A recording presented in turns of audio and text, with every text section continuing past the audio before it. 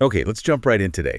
We're exploring something I think, well, pretty much everyone who's ever tried to learn something new as an adult runs into. It's that motivation cliff. Ah, yes, that moment, right, when the initial excitement, the adrenaline wears off, and suddenly it's just hard work. Exactly. And what we want to do in this deep dive is really unpack some sources that look at this. We've got a training guide on intrinsic motivation paired with a very specific, very real case study. A case study about someone struggling. Yes. We need to figure out why that motivation stalls, and more importantly, how you actually keep going when things get tough or maybe even a bit scary. Okay. So the person we're focusing on is Dana. She's 42. She just started this fast-track 12-week phlebotomy certification. Phlebotomy, so drawing blood, that's hands-on. Very hands-on. And her backstory is pretty common, actually. Laid off from retail management, needs a stable career, healthcare seems like a good bet, and crucially, she needs it fast. Right, and that sets up the core conflict, doesn't it? Dana is, well, she's a perfect storm of external pressure driving her. Stability, speed, the certificate itself. Purely external motivators. Purely. And look, that kind of drive, it's like a rocket booster. Great for liftoff, for getting started. But we know, and the sources really back this up, it just doesn't have the fuel for the long haul. It burns out quick. It burns out the second you hit turbulence. So we need to unpack what internal factors were missing for Dana, the things you really need when challenges inevitably pop up. And Dana's challenges were significant. I mean, the sources detail her situation pretty clearly. She hadn't been in a classroom setting for nearly 20 years. 20 years, that's a huge adjustment. Huge. And on top of that, she's juggling evening classes with caring for her elderly mother and managing 2 teenagers. Wow. Okay, so the external pressures just kept mounting. Exactly. The stability and speed she hoped for were almost immediately overshadowed by the sheer difficulty of juggling everything. And you could see the breakdown happening quite quickly, couldn't you?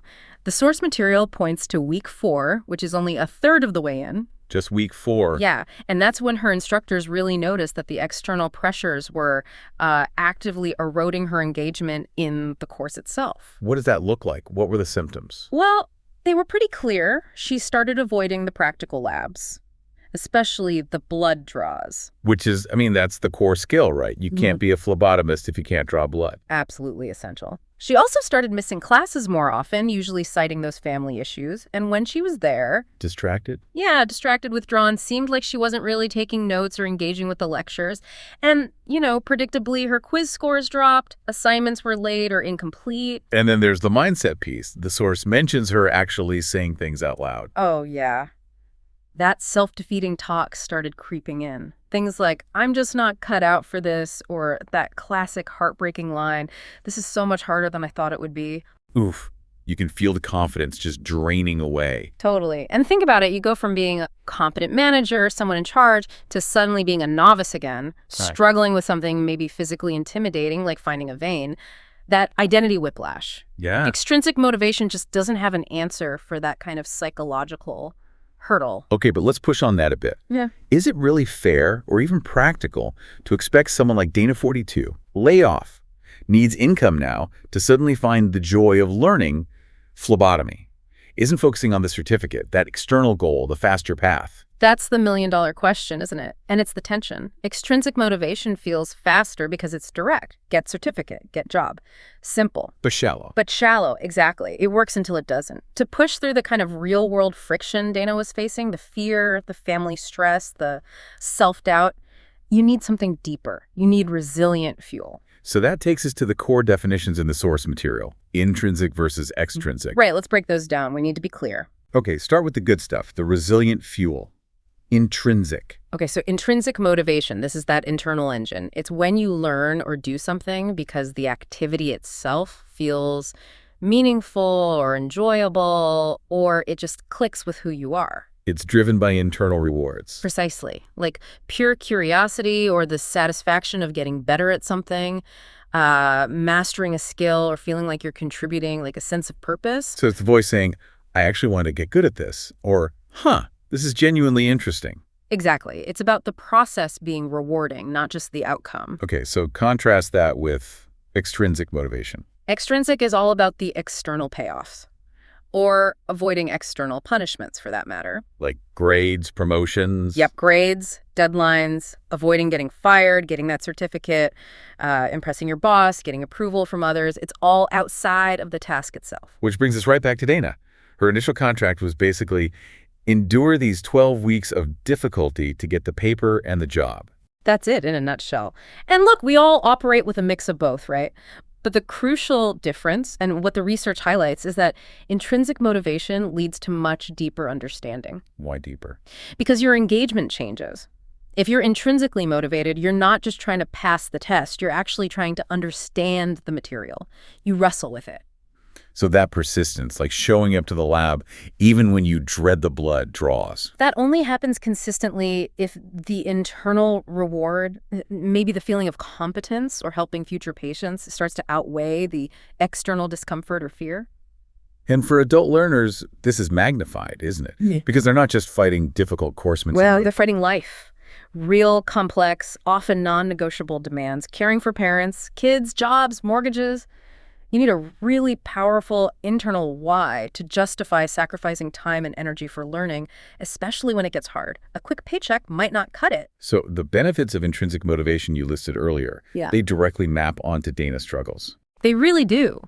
Intrinsic drive boosts engagement that tackles Dana's distraction.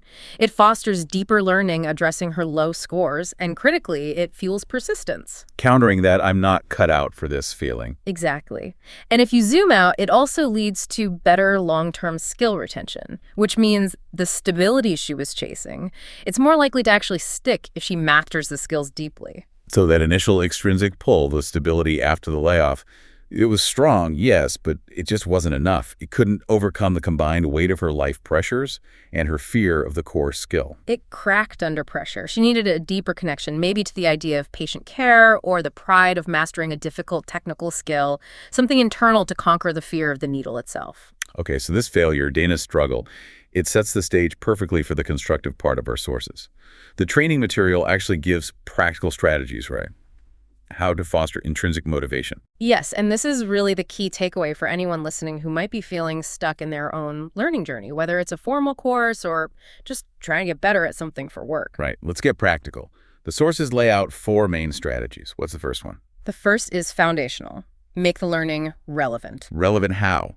Beyond just, this gets you a job. Yes, much deeper than that. For someone like Dana, the instructor, or even Dana herself, needs to constantly connect the what of the course to the why that matters personally. So instead of just memorize these sterilization steps, it's framing it as mastering this technique is literally the difference between safe patient care and causing a dangerous infection. You connect the tedious task to a meaningful impact. It shifts focus from just checking a box to providing a real service. Okay, relevance connects tasks to meaning. What's strategy number 2? Number 2 is crucial for adults. Support autonomy. Autonomy. What? Choice, control. But in a technical program like phlebotomy, the curriculum is pretty fixed, isn't it? How do you give choice? That's the key challenge. Autonomy doesn't always mean changing what you learn, but giving some control over how or when or with whom. Ah, okay. So maybe Dana could choose which practice arm to use first, or which theory module to review tonight. Exactly. Or maybe she sets her own mini goals for practice attempts each week. Even small pockets of control can counteract that feeling of just being passively pushed through a system. It helps her feel like she's driving, even just a little bit. Right. It empowers her to self-coach in a way. Which leads nicely into the third strategy, challenge meaningfully. Yes, this isn't about making things easy. It's about making the difficulty feel productive, like it's leading somewhere. The goal should be mastery, not just getting it over with. Precisely. If the challenge, like the blood draw practice, feels too easy, you get bored. If it feels impossibly hard, which is probably how Dana felt by week 4, you shut down. Avoidance kicks in. Right. So the instructor, or again, Dana herself, needs to frame the struggle as achievable growth. Maybe the goal isn't perfect draw every time, but successfully find and palpate a vein on 3 different arm types this week. It makes the challenge specific, measurable, and focused on skill building, not just pass-fail. Okay, that makes sense. Relevance, autonomy, meaningful challenge. What's the 4th one? This feels critical given Dana's comments. It really is. The 4th is Build confidence. Especially needed when someone's feeling not cut out for this Right. after a layoff and struggling in class. Absolutely. This is all about celebrating the small wins, the progress, not just waiting for perfection.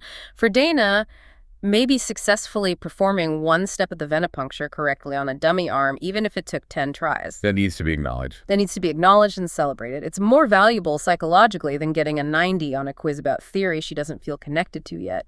Confidence is like the internal lubricant that keeps the intrinsic motivation engine running smoothly. You have to show the learner bit by bit that mastery is possible for them. So these 4 strategies, relevance, autonomy, challenge, confidence, they work together, don't they? They're all aimed at shifting the learner's internal focus. Exactly. They're designed to move the success metric away from just getting the certificate, the extrinsic piece, towards achieving competence and feeling personal growth, the intrinsic drivers. It's about making the process itself rewarding. Yes. And ultimately, applying this knowledge is what matters. For you, the listener, really understanding that difference, are you chasing external validation or are you cultivating internal purpose? That distinction is honestly the key to sticking with things when they inevitably get messy or difficult.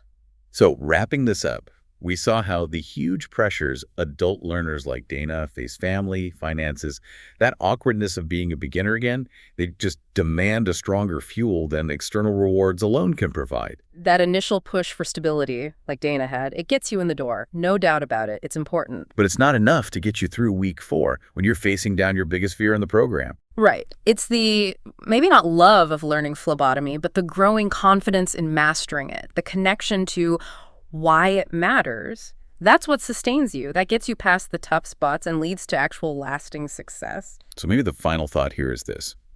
Stability, Dana's goal, is the desired outcome. But competence, especially overcoming the fear tied to that core skill of drawing blood, that's the necessary fuel. Well put. And if Dana's really strong, understandable desire for a stable career wasn't powerful enough on its own to overcome her fear of that needle, Oh. well, it makes you think, doesn't it? What fear or what core difficulty might you be trying to power through with just external motivation right now? And could finding the relevance, the autonomy, the right challenge, and building that confidence actually be the key? Something to chew on.